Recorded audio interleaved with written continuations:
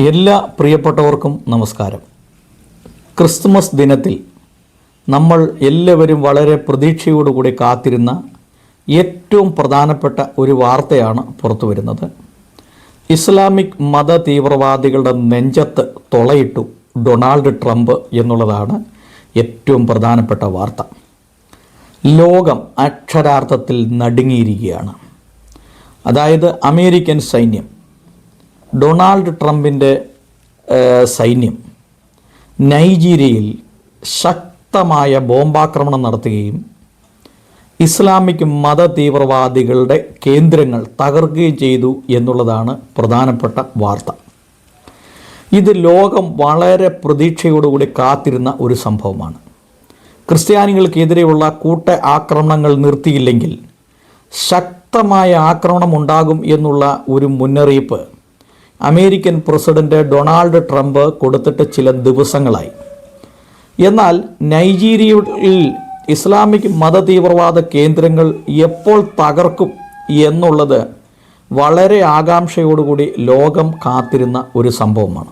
എന്നാൽ ഇന്നലെ രാത്രി, അതായത് ക്രിസ്മസ് സമ്മാനമായിട്ട്, നൈജീരിയയ്ക്കുള്ള ഒരു ക്രിസ്മസ് സമ്മാനമായിട്ട് അത് കൊടുത്തിരിക്കുന്നു. അങ്ങനെ നൂറുകണക്കിന് ഇസ്ലാമിക് മത തീവ്രവാദികളെ അവരുടെ ഏറ്റവും ഇഷ്ടമുള്ള സ്ഥലമായ ഹൂറികളുടെ ഇടത്തേക്ക് 72 ഹൂറിമാരുമായി വിലസുവാൻ വേണ്ടി ഡൊണാൾഡ് ട്രംപ് ക്രിസ്മസ് സന്ദേശം കൊടുത്ത് ഹാപ്പി ക്രിസ്മസ്, മേരി ക്രിസ്മസ് പറഞ്ഞ് അവരെ പറഞ്ഞയച്ചിട്ടുണ്ട്.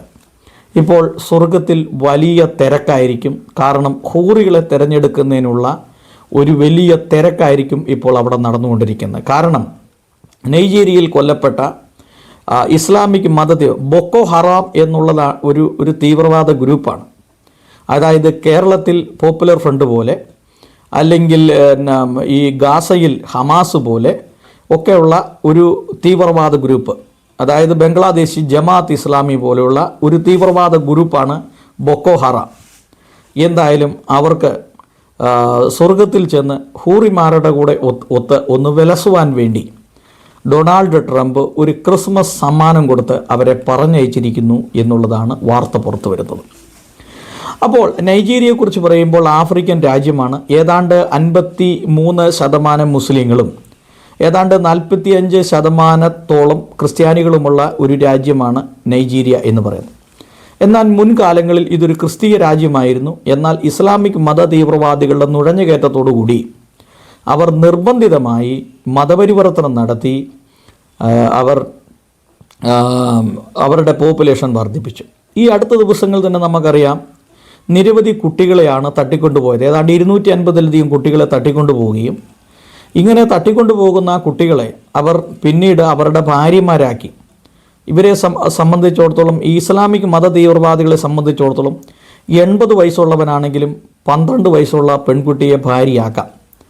അപ്പോൾ ഈ തട്ടിക്കൊണ്ടുപോയ ഈ പെൺകുട്ടികളെ, ഈ സ്കൂളുകളിൽ പഠിക്കുന്ന പെൺകുട്ടികളെ ഇവർ ലൈംഗികമായി ചൂഷണം ചെയ്യുകയും അവരുടെ ഭാര്യമാരായിട്ട് ഉപയോഗിക്കുകയും ചെയ്യുന്ന ഒരു സമീപനമാണ് ഈ ഇസ്ലാമിക് മത തീവ്രവാദികൾ മുമ്പോട്ട് ചെയ്യുന്നത്.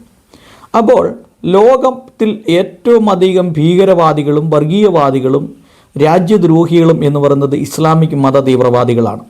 ലോകത്തിൽ നമ്മൾ എടുത്ത് പരിശോധിച്ച് നോക്കുമ്പോൾ ഒരു 100-ലധികം സംഘടനകളെ നമുക്ക് ഈ മത തീവ്രവാദികളുടെ സംഘടനകളെ നമ്മൾ കാണാൻ സാധിക്കുന്നുണ്ട്. ഇത്തരം മത തീവ്രവാദ സംഘടനകൾ കേരളത്തിലും ഇന്ത്യയിലും തന്നെ വർദ്ധിച്ചു വരുന്നതായി റിപ്പോർട്ടുകൾ പറയുന്നുണ്ട്. അപ്പോൾ ഇപ്പോൾ നൈജീരിയയിൽ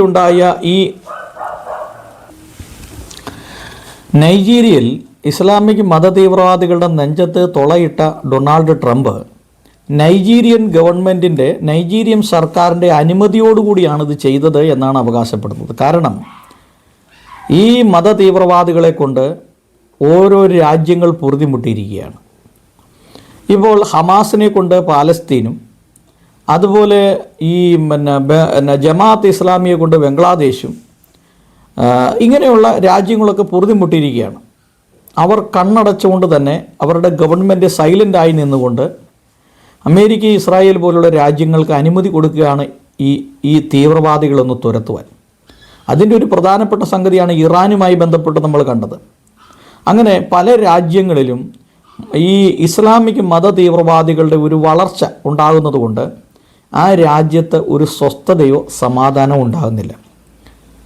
അപ്പോൾ അവരവരുടെ ശരീഅത്ത് നിയമം, അതായത് 6-ാം നൂറ്റാണ്ടിൽ ഉണ്ടായ ഒരു പുസ്തകവുമായി ബന്ധപ്പെട്ടുണ്ടായ ചില നിയമങ്ങൾ, അന്നത്തെ സാഹചര്യത്തിലും അന്നത്തെ പരിസ്ഥിതിയിലും ഉണ്ടായ എഴുത്തുകളെ ഇപ്പോഴും അത് ഉപയോഗിക്കുന്നു. അതായത് 56 വയസ്സുള്ള ഒരാൾ 6 വയസ്സുള്ള ഒരാളെ വിവാഹം കഴിക്കുക ഒരു ചിന്താഗതി അന്നത്തെ നൂറ്റാണ്ടിൽ നിലനിന്നിരുന്നു, 6-ാം നൂറ്റാണ്ടിൽ. അതിന് ഈ 21-ാം നൂറ്റാണ്ടിലും ഇങ്ങനെ ചെയ്യണം എന്ന് ശഠിക്കുന്നതായിട്ടുള്ള ചില നിയമങ്ങൾ. അതുമാത്രമല്ല, സ്ത്രീകളെ വെറും ഭോഗവസ്തുക്കളായി മാത്രം കണ്ട് സ്ത്രീകളെ വെറും അടിമകളാക്കി മാത്രം മാറ്റി അവരുടെ തല മുതൽ കാലുവരെയും അവരുടെ മുഖമെല്ലാം മൂടി അവരെ സമൂഹത്തിൽ യാതൊരു സ്വാതന്ത്ര്യമില്ലാതെ ഒരടിച്ചമർത്തപ്പെടുന്ന ഒരു രീതിയിലുള്ള അവരുടെ ജീവിത രീതി, ഇതൊക്കെ അന്ന് നിലനിന്നിരുന്ന രീതികളെ ഇന്നും ഇതിനെ പിന്തുടരുന്നു എന്നുള്ളതാണ് അത്യന്തം ഖേദകരമായ കാര്യം. അപ്പോൾ ഈ മത തീവ്രവാദികളുടെ വളർച്ച ഇത് ലോകത്തിന് വൻ ഭീഷണിയായി മുമ്പോട്ട് പോകുമ്പോൾ അമേരിക്ക പോലുള്ള രാജ്യങ്ങളുടെ ഇടപെടൽ വളരെ അത്യന്താപേക്ഷിതമാണ്. അപ്പോൾ നമുക്കറിയാം, നൈജീരിയയിലും സുഡാനിലും മറ്റ് ഇതര രാജ്യങ്ങളിലും ക്രൈസ്തവ സമൂഹത്തെയാണ് ഇവർ വേട്ടയാടുന്നത്. എന്നും ഇസ്ലാമിൻ്റെ ഒരു ശത്രു എന്ന് പറയുന്നത് ക്രൈസ്തവ സമൂഹമാണ്. കാരണം അതിൻ്റെ പിന്നിൽ ഒരുപാട് കാരണങ്ങളുണ്ട്. അപ്പോൾ യഹൂദനെയും ക്രിസ്ത്യാനിയെയും ഉന്മൂലനം ചെയ്യണം എന്നുള്ള ഒരു തത്വത്തിലാണ് ഇവരുടെ മുമ്പോട്ടുള്ള പോക്ക് എന്ന് പറയുന്നത്. അതുകൊണ്ട് തന്നെ ഒരു ഇസ്ലാമിനെ സംബന്ധിച്ചിടത്തോളം ഒരു ക്രിസ്ത്യാനിയെയോ ഒരു യഹൂദനെയോ സ്നേഹിക്കാൻ അവന് സാധ്യമാകുകയില്ല. കാരണം അവൻ്റെ പുസ്തകത്തിൽ തന്നെ അത് വളരെ കൃത്യമായി തന്നെ രേഖപ്പെടുത്തിയിട്ടുള്ളതാണ്. അതുമാത്രമല്ല, ഒരു പ്രദേശത്ത് ചെന്നാൽ ആ പ്രദേശം മുഴുവൻ കീഴടക്കുക, ആ പ്രദേശത്ത് ഉള്ള സ്ത്രീകളെ അവരുടെ ഭാര്യമാരാക്കി എടുക്കുക, എന്നിട്ട് അവരുടെ മതം അവിടെ വളർത്തുക, എന്നിട്ട് മറ്റുള്ളവർക്ക് അവിടെ ജീവിക്കാൻ പറ്റാത്തൊരു സാഹചര്യം സൃഷ്ടിക്കുക, ഇതൊക്കെ പൊതുവെ ഇവരുടെ ഒരു പ്രത്യേകതയാണ്. എന്തായാലും ഡൊണാൾഡ് ട്രംപ് ചെയ്ത ഈ കാര്യം അത് ഏറ്റവും നല്ല കാര്യമായിട്ടാണ് ഇപ്പോൾ ലോകം മുഴുവൻ പറയുന്നത്. അതായത് ഒരു വീഡിയോയുടെ താഴെ വന്ന ചില കമൻറ്റുകൾ നിങ്ങളെ ഒന്ന് വായിച്ച് കേൾപ്പിക്കാം. അതായത് ഒരാൾ എഴുതിയിരിക്കുകയാണ്, ലോകത്തിലുള്ള 330 കോടി ക്രിസ്ത്യാനികളും ഡൊണാൾഡ് ട്രംപിനെ നമിക്കുന്നു എന്നാണ് ഒരാൾ എഴുതിയിരിക്കുന്നത്. കാരണം അടുത്തത് ഒരാൾ എഴുതിയിരിക്കുന്ന, ട്രംപ് ഒരുപാട് നാളുകൾക്ക് ശേഷം ചെയ്ത നല്ലൊരു കാര്യമാണിത്. അപ്പോൾ നല്ല കാര്യം, പക്ഷേ ഇവിടെ കേരളത്തിൽ ചിലർ പ്രതിഷേധം നടത്താൻ സാധ്യതയുണ്ട്. അപ്പോൾ ഒരാൾ ട്രംപിനോട് പല കാര്യങ്ങൾക്കും ശക്തമായി വിയോജിപ്പുണ്ടെങ്കിലും ഇന്നലെ നടത്തിയ ബോംബാക്രമണം ഏറ്റവും ഉചിതമായ കാര്യമാണ്. രാവിലെ കിട്ടിയ ഏറ്റവും നല്ലൊരു സന്തോഷ വാർത്തയാണത്. അപ്പോൾ ഇങ്ങനെ ഓരോ കമൻറ്റുകൾ നമ്മൾ വായിക്കുമ്പോഴും ഒരാൾ എഴുതിയിരിക്കുകയാണ്, ഹൂറികൾക്ക് വീണ്ടും പണി കൂടിയല്ലോ നാഥ എന്ന് എഴുതിയിരിക്കുകയാണ്. ഇങ്ങനെ ലോകം മുഴുവനും ഡൊണാൾഡ് ട്രംപിനെ പ്രശംസിക്കുകയാണ്.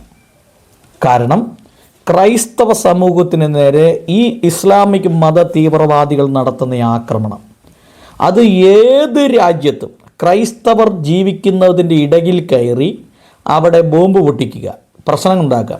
നമുക്കറിയാം, ജർമ്മനിയിൽ, ഫ്രാൻസിൽ, ഇതുപോലുള്ള രാജ്യങ്ങളിൽ ചില ക്രിസ്മസ് മാർക്കറ്റുകൾ തന്നെ ഈ ഇസ്ലാമിക് മത തീവ്രവാദികൾ കാരണം അടയ്ക്കപ്പെടേണ്ടി വന്നു. കാരണം എന്താ?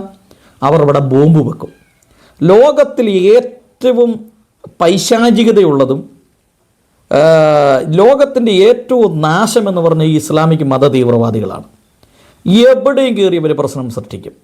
അപ്പോൾ ഇന്ന് നമുക്ക് ലഭിച്ച ഈ വാർത്ത, നൈജീരിയയിലുള്ള ഇസ്ലാമിക് മത തീവ്രവാദ കേന്ദ്രങ്ങളെല്ലാം അതിൽ ഒരു നല്ല ശതമാനം മേഖലകളും അമേരിക്കയുടെ ബോംബ് വർഷത്താൽ തകർക്കപ്പെട്ടു എന്നും നമുക്ക് ലഭിച്ച ഈ വാർത്ത ഏറ്റവും സന്തോഷകരമാണ്.